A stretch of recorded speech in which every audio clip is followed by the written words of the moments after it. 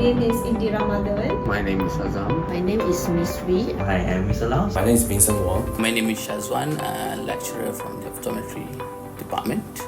I'm a lecturer from Faculty of Optometry and Visual Sciences. I'm a lecturer in SEGi. I'm the lecturer from SEGi University, so I'm currently an advisor for the SEGi Optometry Club as well. I'm a senior lecturer in Faculty of Optometry and Visual Sciences. I'm the chief of the Vision Clinic in Faculty of Optometry and Vision Sciences in SEGi University.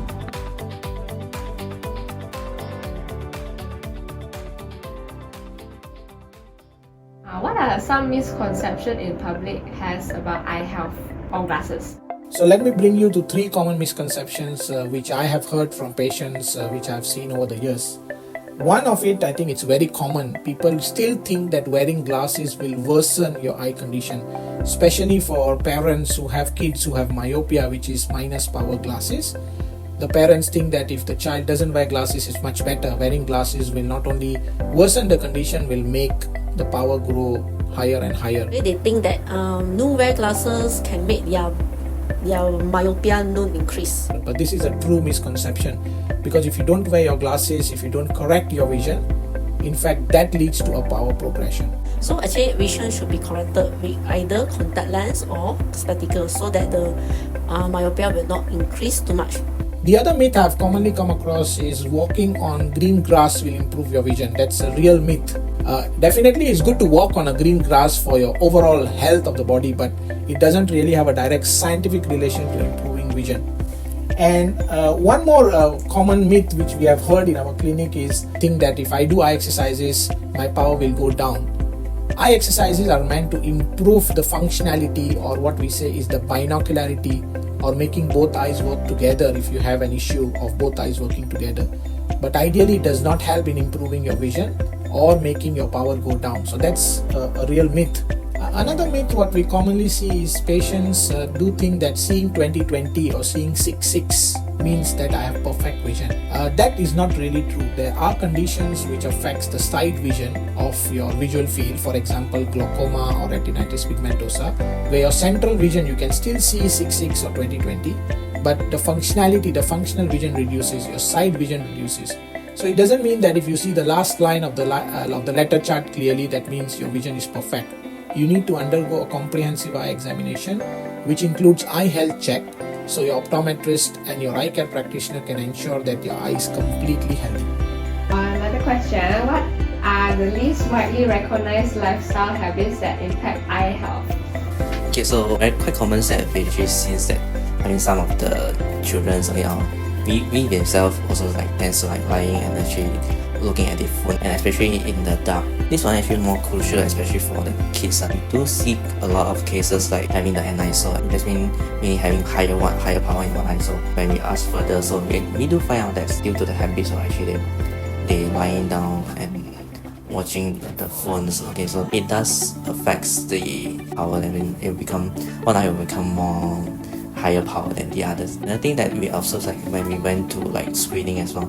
So the astigmatism tends to become a lot more common as these days. Then we do find out that the habits of eye rubbing, it does actually affects the astigmatism as well. As we're rubbing eyes, so it actually does causing the surface of the cornea to actually become steeper. That will actually contribute to the astigmatism as well. So these are the two more, the lesser known habits. So people tend to think it's quite common to actually rub, especially children, so they tend to rub very hard. So these are the habits that probably we need to really monitor. So it's important to actually to get the proper check to see what are the underlying issues that are actually causing the eye itchy, and also that's actually develops to the rubbing habits. Have you ever encountered any challenging case, and then how did you manage it? I found that this patient who came for eye checkup in the retail practice, I checked the patient reflection and realized that she has a reduced vision in one eye. So I checked the retina and found that there's something abnormality. So I referred the patient to the ophthalmologist, and this patient went to several optometrists, especially neuro-ophthalmologists, and she found out that she had osteoarthritis in that eye, and also she has a brain tumor, a small brain tumor, and myasthenia gravis. She's very young, so this one is something that how optometrists play a role in the early detection of eye disease, and also brain tumor. It's always consider eye as a part of the human body. It's not a separate organ. What I mean by that is there are systemic conditions which can be detected just by a proper eye examination. We have encountered many patients who didn't know that they have diabetes, but just by doing a proper retina examination, which is examining the back of the eye, we were able to detect that they might have signs of diabetes, and when we referred them to get their blood test done, they actually had diabetes. So a lot of systemic conditions can be picked up just by a proper eye examination. In your opinion, how does optometry contribute to overall health and wellness? Okay, so in my opinion, as an optometrist, we are not only to check patient's eye power, Our job is more than just checking the power. we are also actually doing a lot of extra tests. As example, we are checking the retina of the patients, so we can actually detect a lot of sesame diseases from the retina. Okay, example, we can always detect hypertension changes, diabetes changes, cholesterol, all these things over the retina. So we are also responsible to refer the patients if detect all these sesame disease earlier. Recently, there also has been a surge or an increase in myopia. We have seen a lot of kids having myopia increase due to the task what they do. They are involved a lot on their near task activities, and also the outdoor time has reduced. Myopia control is an important role to optometrists. With the advancement in technology, we have so many options to help these patients control their prescription, control their myopia, which is progressing. By giving people good visions, you're also giving them a better future. We have seen many kids who we have fitted with specialty lenses such as orthokeratology, where these lenses help to control their power so that they are within the minimum standards of the power, and that helps us to make sure that the eye health at a long run when they grow older does not get affected. So the risk of having eye diseases when they grow older drastically reduce if you are able to control the power. So that actually helped to cut costs for the governments, that which is in order to sustain or help those people that are actually having vision problems. So I think a comprehensive eye examination is an essential, important part of making sure that you are able to detect things. How can optometrists play a bigger role in making eye care more accessible to underserved communities? Okay. So optometrists actually can help to improve this eye care for underserved community is not just actually provide free glasses to those community. We need to reach out to them. We need to actually work with the NGO, even the government's departments, or even school, to actually provide those screening, even mass screening to those people in order to detect students or elderly people that actually have difficulty to access the eye care system in Malaysia. We actually taking the initiative to signing the memorandum with the Rotary District 3300 case since 2017 actually, which is in par with the Sustainability Developmental Goal, okay, so which is to reduce the inequality. So actually we do like a lot of the screening, the eye screening that's been given, that providing the free classes to the underserved community. And also providing adequate education and awareness of eye health to whatever patients we see during our clinical time. At the same time, the most important is advocacy. Advocacy means to let people know about your profession, what an optometrist is, what an optometrist can do, and how can we help in reducing the burden of disease in the population. Not just actually helping them to improve vision, but we also need to make sure that helping them actually to detect any eye diseases, or especially some common eye diseases. Optometrists actually can provide easy access to those people, to make sure that they don't need all the way that which is to reach up to the hospital, which is basically is taking time, and sometimes they have difficulty to have that access. Besides that, so Optometry Club will also do like some activities for the orphanage home, so which also we serve for the underprivileged. That means they have the access to the eye care services. With the number of optometrists we have, with the center that we have, or optical shop that we have in the country, I think optometrists can work together with those community or those department or NGO to help create awareness and to make accessible eye care for the underserved communities. What skills help you succeed as an optometrist? Yeah, I believe three things: practice, practice, and practice. So those are the three things that I think must be possessed by all clinicians, especially optometrists. not to be afraid. So with the more practice and seeing more patients, especially complex and complicated patients, you are going to get better in what you are doing. So whatever you do, you have to be like, always think whether, okay, this is good or not. So you have to always be critical. You don't be afraid to try something that is unconventional, treatment that has never been spoken enough. You learn from there whether it works or not, and then from there you kind of learning something new, as well as perhaps bumping and seeing something that is never been done or never been approached before. So you can get more creative. It's going to be making you more efficient. Okay, you know what to focus and you know how to actually efficiently complete your examinations and push and treatment and management for the patients. Together, added with clinical knowledge, you should have empathy. You must be able to understand your patient requirements, your patient needs, and accordingly help them in their vision correction, in helping them to see them clearly, and also maintaining their eye health for the long run. How do you see the role of optometrists evolving in the next 10 years? The most intriguing topics in optometry nowadays is the oculotherapeutics. Like prescribing drugs? Yes, yeah. Malaysia is, especially you talk about in Malaysia, we only will have optometrists will be given the right to prescribe in the next 10 years. Alright. Because we've been talking this for the past, I think, close to 20 years ago. In US and UK, they already involved in therapeutic drugs. Because nowadays, I think our optometrists, the job scope in Malaysia is a bit outdated compared to what we have overseas. In the 10 years, I would like to see the optometry is recognized as a primary eye care provider. Optometrists will be actually more recognized as primary eye care practitioner, and to make sure that actually the myopia less people or we try to control the number of the people that are having myopia in the future. If the number of people that are having myopia increase, it actually will increase the number of people that are having glaucoma, having cataracts, even maculopathy. These are the diseases that usually will cause people blind. And also, optometrists in UK, they can be accredited to detect and manage glaucoma. So I will hope that in the future, 10 years or maybe 20 years in the future, we can see our Malaysian optometrists to be involved more in the detection of eye disease. That's why in the next 10 years, the number of optometrists must be increased because you are not just actually working in the optical shop or optical center, but you should actually more involved in community services as well. You should be involving in the hospitals. You should be involved more in the clinics and to help people that which is actually having any sort of eye problems. Alright. What is one breakthrough or emerging technology in optometry that you believe will significantly change the way eye care is practiced? Definitely the artificial intelligence AI as well as augmented reality.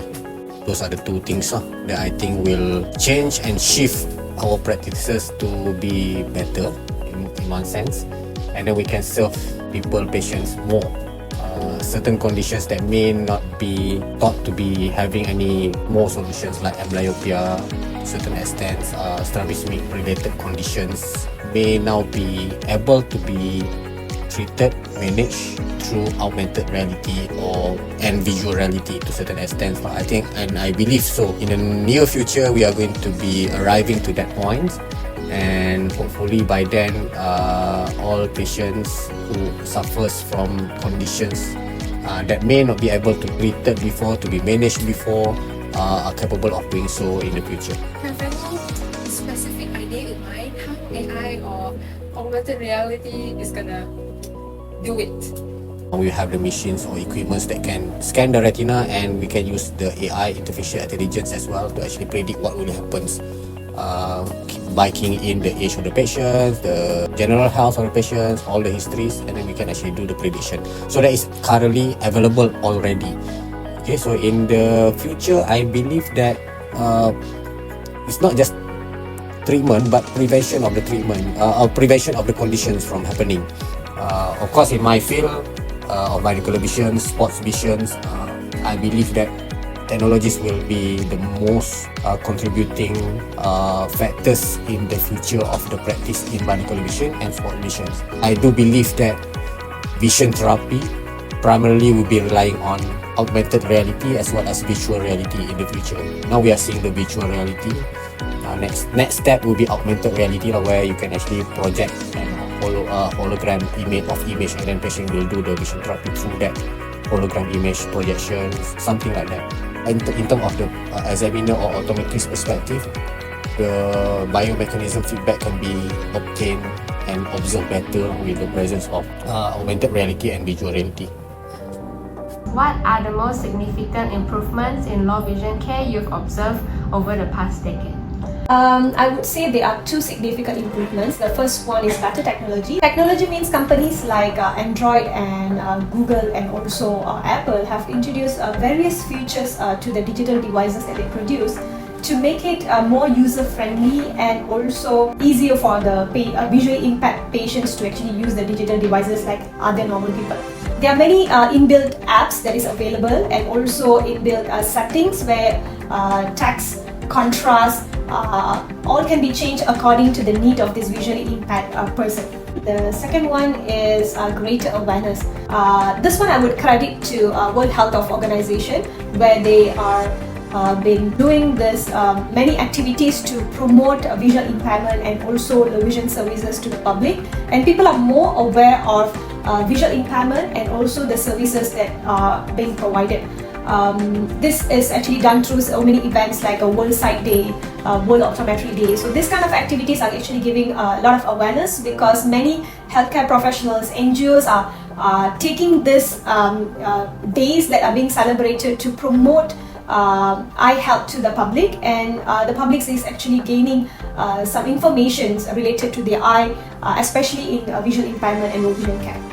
In your opinion, what are the biggest challenges faced by low vision consultants in improving global eye health? So the first challenge would be lack of awareness, both in public and also practitioners. As I mentioned earlier, public's awareness is much better, but it is not sufficient enough. More awareness is needed by the patient, for the patient, and also practitioners. There are many practitioners who do not know much about low vision care.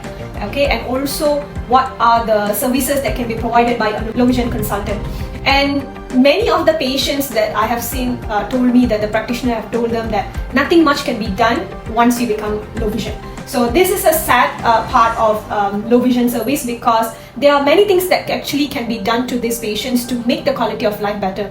Just because of the lack of awareness among the practitioners and also from the public side, the patients, many patients who actually could have had a better quality of life is actually missed because of the no referrals from the practitioner side, and also there is no awareness from the public also. Timely referral is very important for low vision services. Okay, usually patients are being referred to low vision consultant at a very late stage when the vision is very poor.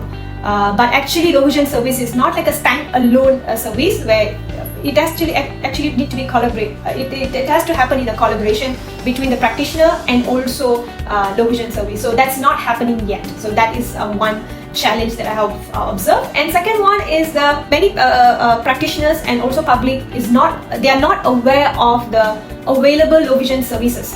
Where they can actually find place, where the patients can be referred. All these informations are actually not linked well between the practitioners, public, and also the low vision consultants. So that is also another challenge where this cause the timely referrals are not happening as how it's supposed to be. And the third challenge would be the training gaps. Okay, although we do have many eye care practitioners, okay, different kind of eye care practitioners, but the training that is needed for these eye care practitioners to be well versed in low vision care is actually lacking. The number of seminars, talk or training related to low vision care are very, very limited. So I think by addressing these three challenges, the low vision care would be low vision care and services for this visually impaired person would be better in the future. What message would you like to convey to the public on World Optometry Day regarding the importance of low vision care? The first one would be awareness for both practitioners and public need to be raised. This can be done in many ways, awareness, trainings and all that. But people need to know, the low vision care, what are the services that is provided by low vision consultants and optometrists to this visually impaired person, how this service can actually, promote a better quality life for visually impaired person need to be actually spread around so that everybody is aware about this. And next, again, as I mentioned earlier, collaboration is needed. So it's not a standalone service. Collaboration is needed between practitioners, government bodies, NGOs, public, and also optometrists as a low vision consultant. So all these need to work together so that we can provide the best treatment or management for this visually impaired person. And next, the most important thing is by giving a half an hour or an hour time in annual base for eye examination or annual eye checkup is not a waste of time. So that half an hour or 1 hour of annual eye checkup is going to prolong the good vision that you're having in your life. So it is essential to have a regular eye checkup because prevention is better than cure. If we detect the ocular conditions earlier, we can treat earlier and we can prolong the good vision that you're having because vision is very precious to life. So that will be the message. And the last one, for those who are already visually impaired. So even though you are having a severe vision loss, but that doesn't mean that you're going to lose everything in life.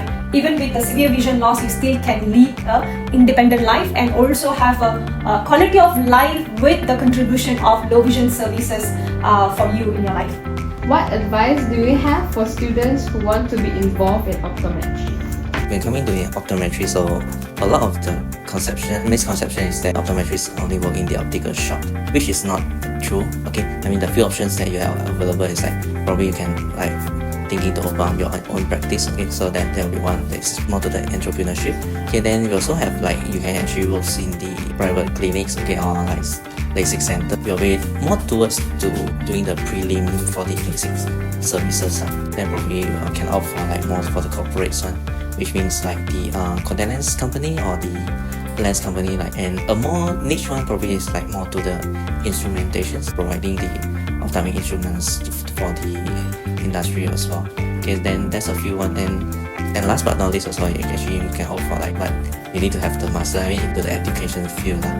Optometry is a very interesting field and is involve a lot of human interactions. You need passions. You need actually you have interest to help people, to help the community, and you must have interest that to help people to see clear. It's a field that very fulfilling. Have a lot of satisfactions, especially if you can help people to see clear.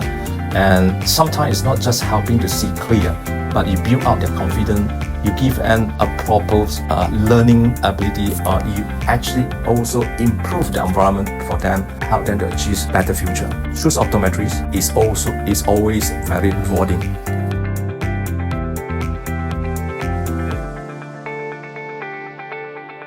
Happy World Optometry Day.